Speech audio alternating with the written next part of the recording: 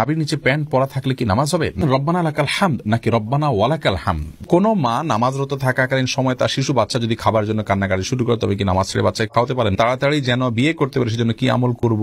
জুমার খুতবার আজানের উত্তর দেওয়া যাবে কি না? নামাজের দাঁড়ালে নামাজ পড়া অবস্থায় আমার হাঁচি আসে, তখন কি হাঁচির জবাব দিতে হবে? আমি ঢাকায় থাকি, গ্রামে যদি 2 দিনের জন্য যাই তাহলে কি কসর নামাজ পড়তে হবে? সামান্য পরিমাণ পারফিউম ব্যবহার করা যাবে কিনা? আমার স্বামী নামাজ বাসায় পড়েন কিন্তু মসজিদে নামাজ পড়তে যেতে চান না, এখন আমি কি করব? মেয়েদের নাম উম্মে হাবিবা, উম্মে হুমায়রা রাখা যাবে কিনা? অনিচ্ছাকৃতভাবে কোরআন হাত থেকে পড়ে গেলে কি করতে হবে? মৃত ব্যক্তির জন্য দান করা যাবে কিনা? খাবারের পর প্লেট ধুয়ে খাওয়া সুন্নত, একথা কি সঠিক? বাচ্চাদের কমোডে পেশাব পায়খানা থাকলে ওই রুমে নামাজ পড়া যাবে কিনা? স্মরণশক্তি বাড়াতে কি করব? এর জন্য নির্দিষ্ট কোনো দোয়া আছে কিনা? এরপর জোবা হাসান আপনি জানতে চেয়েছেন, আমার স্বামী নামাজ বাসায় পড়েন কিন্তু মসজিদে নামাজ পড়তে যেতে চান না, এখন আমি কি করব? আপনি তাকে বোঝাবেন, আপনার জায়গা থেকে আপনি তাকে নসিহত করবেন, আল্লাহর ভয় দেখাবেন, ভালোবাসা দিয়ে, স্নেহ দিয়ে, মমতা দিয়ে, বিভিন্ন ভাবে অভিমান করে আপনি তাকে বোঝাবেন, অন্যদেরকে দিয়ে বোঝাবেন। এরপরও যদি তিনি না করেন এর দায় আপনাকে বহন করতে হবে না ইনশাআল্লাহ। নাজিম আদনান আপনি জানতে চেয়েছেন, মৃত ব্যক্তির জন্য দান করা যাবে কিনা? মৃত ব্যক্তির পক্ষ থেকে দান করবেন, অসুবিধা নেই, করতে পারেন। রাসূল আকরাম সাল্লাল্লাহু আলাইহি ওয়াসাল্লামকে একজন সাহাবী বলছেন, ইয়া রাসূলুল্লাহ, আমার মা মারা গেছেন, আফা আহুজ্জু আনহা, আমি তার পক্ষ থেকে উমরা করতে পারি, হজ করতে পারি কিনা? করতে পারো। অনেকজন বলছেন, রাসূলুল্লাহ, আমার মায়ের পক্ষ থেকে আমি একটা কূপ খনন করে দিতে চাই, মানুষ পানি পান করবে, সবটা আমি আল্লাহকে বলবো, আমার মাকে দেওয়ার জন্য দেওয়া যাবে কিনা? নবী সাল্লাল্লাহু আলাইহি ওয়াসাল্লাম বলেছেন, অবশ্যই দেওয়া যাবে। তাহলে বোঝা গেল মৃত ব্যক্তির তরফ থেকে দান করা যায়, যে কোনো কিছু দান করতে পারবেন। গুলশানা আক্তার বোন আপনি জানতেছেন, মেয়েদের নাম উম্মে হাবিবা, উম্মে হুমায়রা রাখা যাবে কিনা? রাখা যেতে পারে, অসুবিধা নেই। উম্মে হাবিবা মানে হাবিবার মা, উম্মে হুমায়রা মানে হুমায়রার মা। আসলে এটা নাম খুব বেশি অর্থবহ হয় না, কিন্তু রাখলে যে গুনাহ হবে এমন না, রাখা যেতে পারে। যদি তার মেয়ে থাকে হুমায়রা, তার মেয়ে থাকে হাবিবা, তাহলে সেক্ষেত্রে উম্মে হাবিবা রাখা উচিত। আমাদের দেশে উম্মে হাবিবা, উম্মে কুলসুম, উম্মে অমুক উম্মে তমুক এইভাবে রাখা হয় অহরহ। তো এটি না রাখা উত্তম, কিন্তু রাখলে যে গুনাহ হবে এমন না, রাখা যেতে পারে, অসুবিধা নেই। এরপরে যে প্রশ্নটি আমি দেখতে পাচ্ছি, ভাই আব্দুল হাই আপনি প্রশ্ন করেছেন, খাবারের পর প্লেট ধুয়ে খাওয়া সুন্নত, একথা কি সঠিক? ভাই আব্দুল হাই, দেখুন, খাবারের পরে প্লেট এটি পরিষ্কার করে খাওয়া সুন্নাত, ধুয়ে খাওয়া সুন্নাহ এটি সঠিক কথা নয়।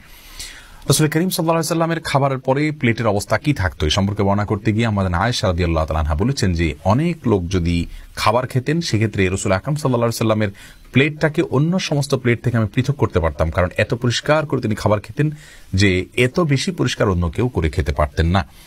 হাদিস থেকে বোঝা গেল যে খাবারের সময় ওটাকে মুছে পরিষ্কার করে খাওয়াটা এটি রাসূল আকরাম সাল্লাল্লাহু আলাইহি ওয়াসাল্লামের সুন্নাহ। আমাদের আয়েশা রাদিয়াল্লাহু তাআলার কথা থেকে সেটাই বোঝা যাচ্ছে। বিধায় খাবারের পরে প্লেট ধুয়ে সে পানি খাওয়া সুন্নাহ, এই কথাটি সঠিক নয়। তাসলিমা মুন্না আপনি জানতে চেয়েছেন, অনিচ্ছাকৃতভাবে কোরআন হাত থেকে পড়ে গেলে কি করতে হবে? অনিচ্ছাকৃতভাবে পড়ে গেলে তওবা করতে হবে, সামনে থেকে সাবধান হতে হবে, সিরিয়াস হতে হবে, কোরআন ধরার ক্ষেত্রে দায়িত্বশীল হতে হবে। এর বাইরে বিশেষ করে লবণ দিতে হবে, চাউল দিতে হবে এমন কথা নেই কোরআন হাদিসে, এগুলো আমাদের নিজেদের বানানো। খোবায়েব নূর জমিরি আপনি জানতে চেয়েছেন, জুমার খুতবার আজানের উত্তর দেওয়া যাবে কি না? এই বিষয় নিয়ে আসলে ইখতিলাফ রয়েছে। খুতবার আগে যে আজান আছে সেটা আমরা উত্তর দেব কি দিব না। অনেক উলামা ইকরাম বলেছেন আমরা চুপ থাকবো, এটার উত্তর দেব না। তার কারণ হলো রাসূল আকরাম সাল্লাল্লাহু আলাইহি ওয়াসাল্লাম আমাদেরকে বলেছেন, ইযা খারাজাল ইমাম ফালা সলাতা ওয়ালা কালামা, যখন ইমাম বের হবেন খুতবা দেওয়ার জন্য তখন কোনো সলাত বা কোনো কালাম চলবে না। এই হাদিস নিয়ে অনেক কথা আছে, অনেক আলোচনা আছে, শুধু এটুকু বলবো যে ইমাম বের হলে আর কথাবার্তা বলা যায় না। সেই জায়গা থেকে খুতবার আজান যেহেতু ইমাম বের হওয়ার পরে দেওয়া হয়, ইমাম মিম্বরে বসার পরে দেওয়া হয়, অতএব এখানে জবাব না দিয়ে বরং চুপচাপ নীরবতা অবলম্বন করতে হবে। এই মতটি অধিকতর শক্তিশালী, যদিও অনেকে বলেছেন জবাব দেওয়ার জন্য। শওকত ইসলাম আরো জানতেছেন, আমি ঢাকায় থাকি, গ্রামে যদি 2 দিনের জন্য যাই তাহলে কি কসর নামাজ পড়তে হবে? গ্রামে যদি আপনার বাড়ি থাকে, নিজস্ব ঘর থাকে, বসবাসের স্কোপ থাকে, তাহলে সেটি আপনার একটা ঠিকানা। আর আপনার নিজস্ব ঠিকানা একাধিক হতে পারে, ঢাকায় একটা ঠিকানা আছে, গ্রামে আরেকটা ঠিকানা আছে, সেখানে আপনার ঘর বাড়ি আছে, আপনি তালাবদ্ধ করে আছেন, আপনার কক্ষ আছে, সেখানে আপনার রেস্ট ব্যবস্থা আছে, তার মানে আপনার ঠিকানা আছে। এরকম যদি হয় তাহলে সেখানে গিয়ে আপনি কিন্তু সালাত পরিপূর্ণভাবে আদায় করবেন, কারণ সেখানে আপনি মুসাফির নন নিজস্ব বাড়ি থাকলে। আর যদি সেখানে আপনি গেস্টের হিসেবে যান, অন্য কারোর বাসায় গিয়ে উঠেন, সেখানে গিয়ে বেড়ান, তাহলে তো আপনি মেহমান, অবশ্যই সেখানে আপনি কসর নামাজ পড়বেন। ফাতিমা ইসলাম আপনি জানতে চেয়েছেন, বাচ্চাদের কমোডে পেশাব পায়খানা থাকলে ওই রুমে নামাজ পড়া যাবে কিনা? কমোডের ভেতরে পেশাব আছে, ঢাকনা দেয়া আছে, দুর্গন্ধ ছড়াচ্ছে না, কোন প্রকার অপরিচ্ছন্ন হচ্ছে না পরিবেশ, তাহলে সেক্ষেত্রে ওই রুমে নামাজ পড়া যাবে। কিন্তু যত দ্রুত সম্ভব এটাকে আপনার টয়লেটের কমোডে ফেলে এটাকে ফ্লাশ করে দেওয়া বা ড্রেনে ফেলে দেওয়া, বের করে দেওয়া উত্তম।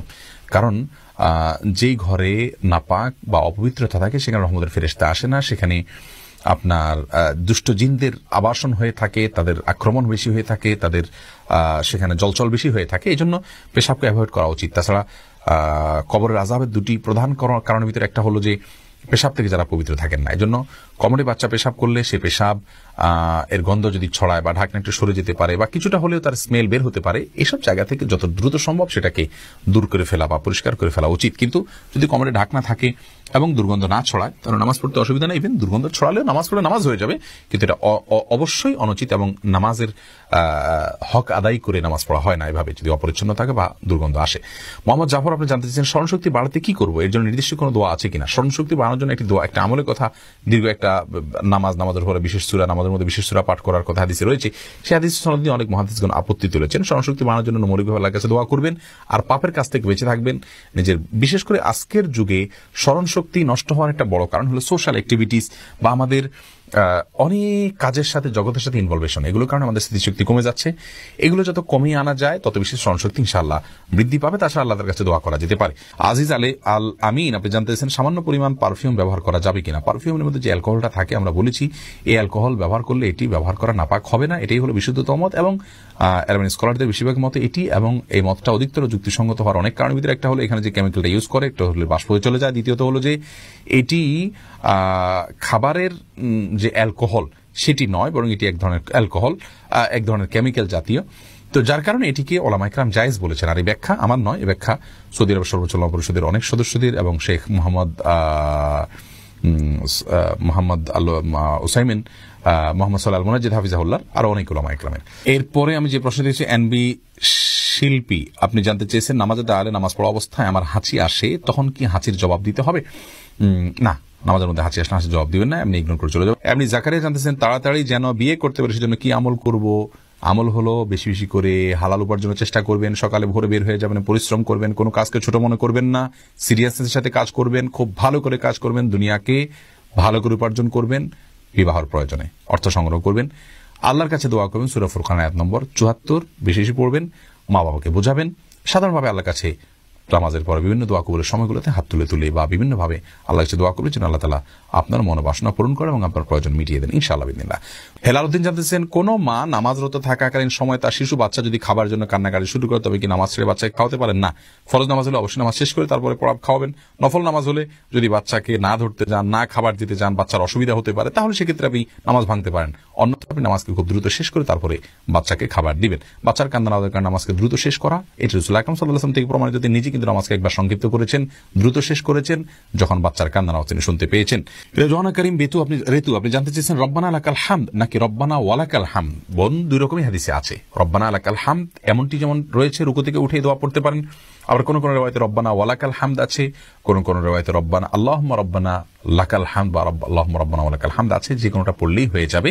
কাসরাতুল মাবানি তাদুল্লু আলা কাসরাতিল মাআনি, আরবিতে একটি কথা আছে যে শব্দ বেশি হলে তার মর্ম নিশ্চয় বেশি হয়। এই জন্য রব্বানা লাকাল হামদ বলার চাইতে রব্বানা ওয়ালাকাল হামদ বললে বেশি উত্তম হবে। অর্থ হলো, হে আমার রব, আর আপনার জন্য প্রশংসা আমি জ্ঞাপন করছি। দুইটাই হাদিসে রয়েছে, কোনো অসুবিধা নেই, বিশুদ্ধ হাদিসে রয়েছে। এমনি তুহিন আলী জানতেছেন, নাবির নিচে প্যান্ট পরা থাকলে কি নামাজ হবে? নাবির নিচে প্যান্ট পরা আছে কিন্তু নাবিটা দেখা যাচ্ছে না, উপরে আপনার কোনো কাপড় চোপড় আছে, তাহলে নামাজ হয়ে যাবে, কোনো অসুবিধা নেই।